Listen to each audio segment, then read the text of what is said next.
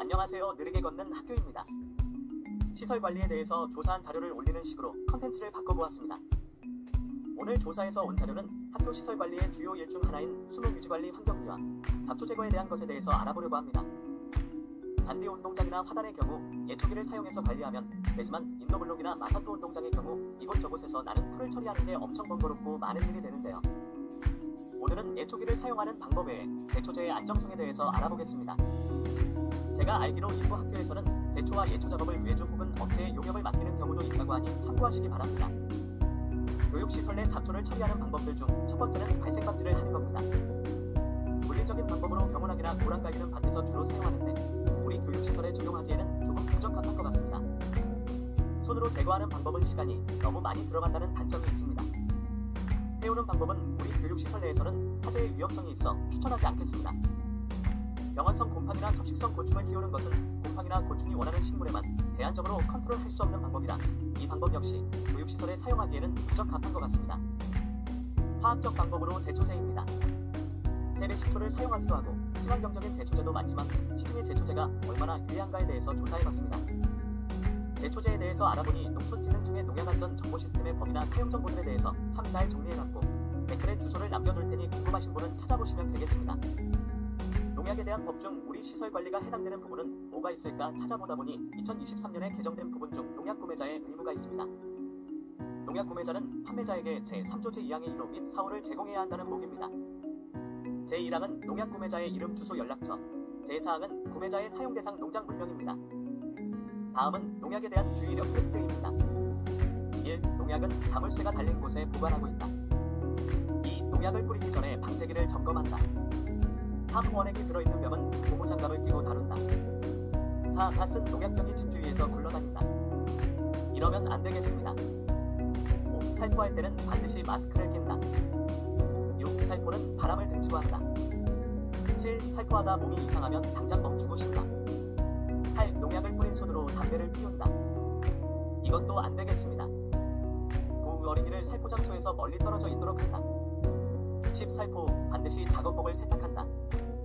이 다음은 일반주의 사항입니다. 약을 뿌리실 때는 마스크, 보안경, 고무장갑, 마스크를 착용하고 바람을 등지고 작업 후에는 입안을 물로 헹구고 손, 발, 얼굴 등을 비눗물로 깨끗이 씻어야 합니다.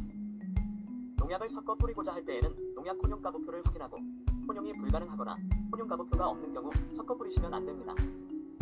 살포 전후에는 살포기를 반드시 씻으셔야 하고요. 살포 작업은 한낮을 피해 아침, 저녁 서늘할 때 해야 합니다. 살포 작업은 2시간 이상 계속하면 안 됩니다. 마지막으로 주변 작물이나 인가로 농약이 날려가지 않도록 주의해야 합니다. 이제 제초제가 얼마나 안 좋은가에 대해서 알아보려고 합니다. 이 독성은 반수치사 양량으로 구분 관리되고 있습니다. 시험동물의 반수를 죽일 수 있는 양으로 1급 맹독성이 5mg/kg이고 4급 저독성이 500mg/kg이니 100배 이상 차이나는 것을 알 수 있습니다. 어독성 역시 어류반수 치사 농도를 보면 1급은 0.5mg/L이고 3급은 2mg/L이 4배 이상 독성이 약한 것을 알 수 있습니다. 이 농약의 안정성을 확인하다 보니 계속 사용하는 용어를 말해드리고 넘어가려고 합니다. 최대 부작용량은 만성독성 시험, 번식독성 시험, 비염독성 시험, 발암성 시험 등에서 시험 농약을 시험기간 동안 매일 반복 투여하며 전 시험기간에 걸쳐 투여 실험 동물에 아무런 악영향을 미치지 않는 최대의 농약량입니다.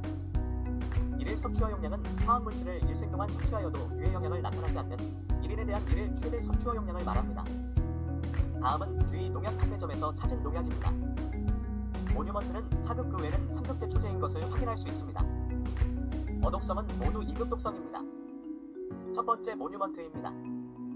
이 약은 선택성 제초제로 잔디를 제외한 잡초를 죽이고 업초기간이 길어 1년에 2번 사용하면 되는 약입니다. 화학성분은 트리플록시 설퓨론 소듐입니다. 이 성분은 일일 섭취 허용량이 0.15mg/kg으로 성인 남성을 60kg을 기준으로 하루 일일 섭취 허용량이 9mg입니다. 주의사항으로 24시간 이내에 간호 예상 시 약제 처리를 피하라고 되어 있습니다. 두 번째 근사미입니다. 이제부터 소개되는 농약은 비선택성 제초제입니다. 화학성분은 글리포세이트 이소프로피라미드로 같은 성분을 사용하는 농약들이 꽤 많습니다. 이 성분은 일일 섭취 허용량이 0.7mg/kg으로 성인 남성을 60kg을 기준으로 하루 일일 섭취 허용량이 48mg입니다. 사용 방법 중 6시간 이내에 비가 오면 약효가 떨어질 수 있고 2시간 이내에 심한 비가 내렸을 경우 다시 살포하라고 되어 있습니다. 세 번째는 빨간불입니다. 화학 성분은 글루코시네이트 암모늄으로 역시 같은 성분을 사용하는 농약들이 많습니다. 이 성분은 일일 섭취어 용량이 0.02mg/kg으로 성인 남성을 60kg을 기준으로 하루 일일 섭취어 용량이 1.2mg입니다. 2에서 5일부터 약효가 나타나고 살포 후 6시간 이내에 비가 오면 제초 효과가 떨어지므로 강우가 예상될 때는 살포하지 말라고 합니다. 마지막은 맨스타입니다. 화학 성분은 빨간불과 같이 글루코시네이트 암모늄입니다. 이 역시 같은 성분을 사용하는 농약이 많습니다.